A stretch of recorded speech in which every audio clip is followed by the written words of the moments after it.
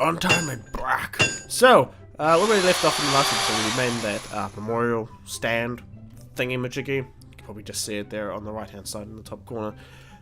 This time I'm actually going to do something different. I'm actually going to make a laptop, and this isn't any ordinary laptop by any means. Well, for me it isn't any ordinary laptop. This is a laptop that I actually had when I first started making YouTube videos quite a while back. I mean, if you've actually stuck around for long enough and you know where I started my first YouTube video, you'll probably be very appalled at the quality that it was, because A, laptops aren't really good for recording, and B, it wasn't a gaming laptop. It was super shit. Plus I was brand new to the whole YouTube thing, like video editing and making sure sound and everything was in sync, which sadly there are quite a few that I'm still having problems with now, no thanks to a certain piece of software which I shall not name, because I think it's still a good piece of software. But as you can see here, I'm already starting off with the keys on the keyboard, and my laptop has a numpad, because some laptops don't, sadly, but you know, that's just facts. But I'm pretty much making each button or each key on this keyboard 2x2 blocks wide, just to make it a bit easier on myself based on size, because even having two keys like this, like 2x2 per key, like 4 blocks, it ended up being a lot bigger than I expected. So I will be cutting out quite a lot of this. As in, basically, it's kind of self-explanatory. If you want to make a laptop, make the blocks at least 4 wide, and then change it up every block or so underneath, just to give it that alternating layers of stuff, and then just add more blocks as you see fit. Just make sure you keep a block between each key in this case. So that's pretty simple, I guess. But anyway, I'm just gonna cut to where I finish the keyboard, and then I'll take it from there. So there you go, I pretty much completed the keyboard. Pretty easy. And since my actual current laptop is red, oh, sorry about that. I decided to use red stained clay for the actual framework, or the place where you put down your wrists to sit on while you're typing or using the mouse pad. And it actually turned out to be the exact color I wanted it to be, thanks to Spax's textured palette. Whereas if you use default Minecraft, I'm not sure it would look exactly the same as I wanted it to.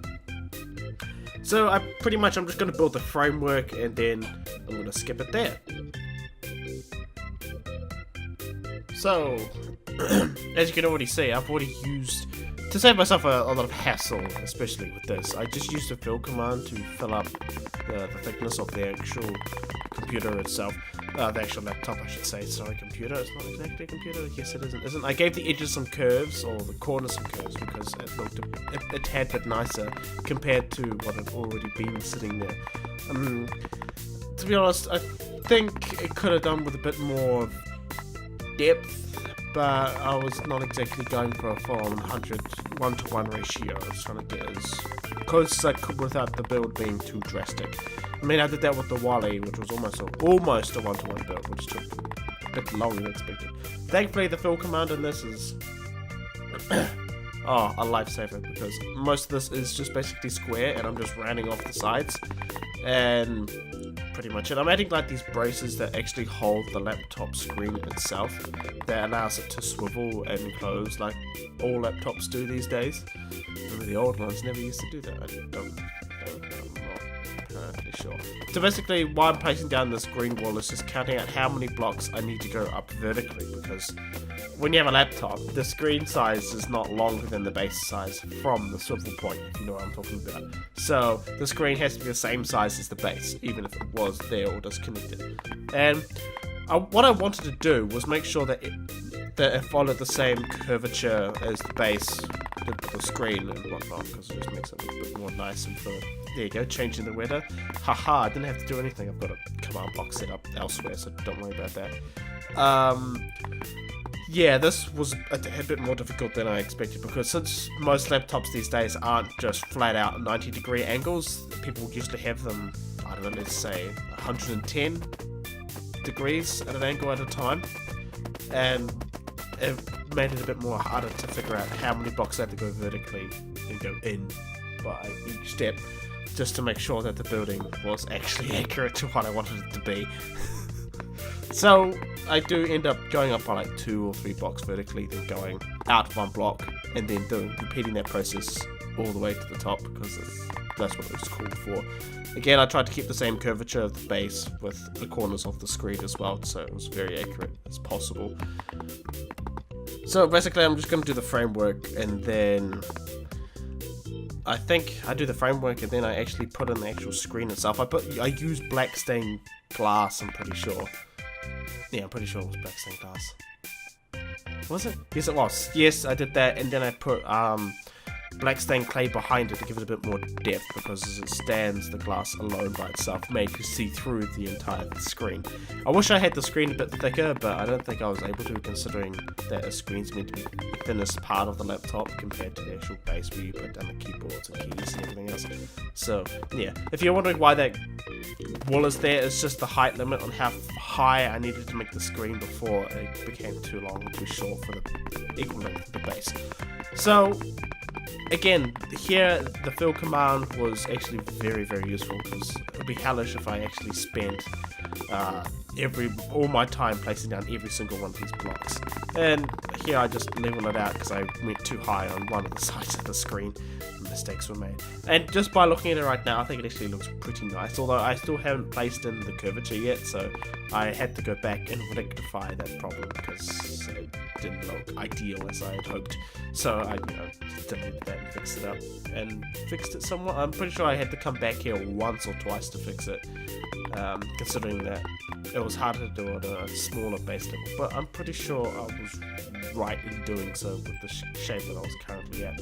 So yeah, I do use black stained clay as the shine that you get off when you have window, like the sun glaring off your screen, and it's really difficult to see when you're playing games and whatnot. I found it really annoying. So I made the mistake here by placing it every single one, thinking it would be faster than the fill command, and I was totally wrong. If you notice there is a pattern with the fill command, you can actually just change it, especially if you're going up like stairs, because it's just a continuous pattern and it saves you a lot of time. So I'm just going to cut this out, and what you'll see is pretty much the finished product, because all I do now is fill that with black stained glass, and then behind that glass I put black stained clay, and then I put an extra layer of red on the back because I wanted to get as true as I could to my actual current laptop I'm using, which made it a lot easier to figure out.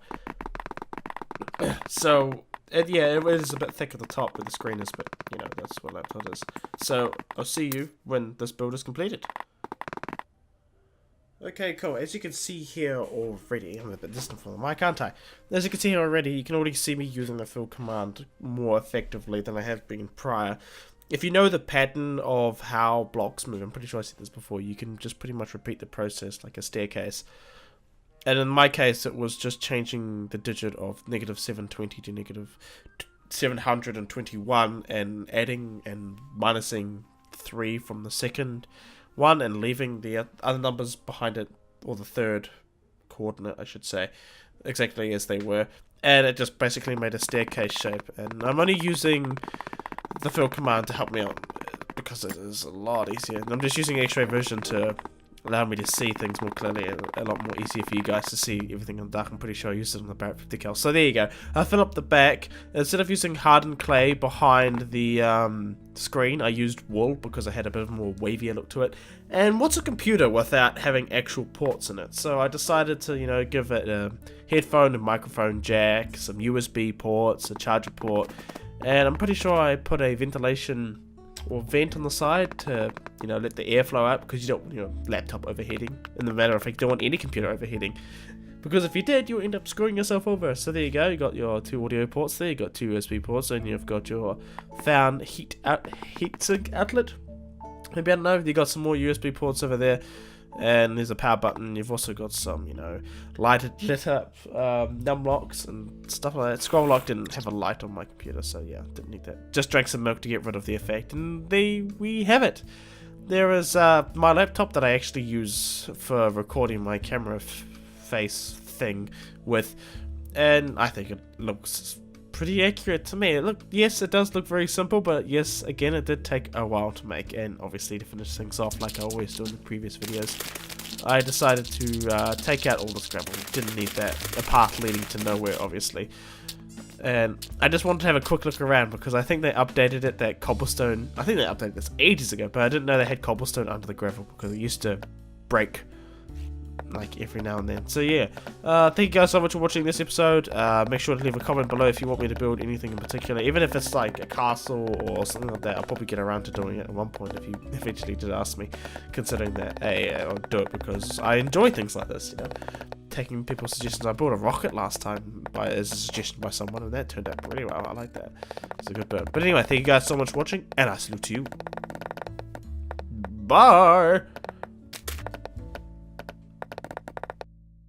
Yes, great. Yawn. It's been the same one every night ever. White Lotus!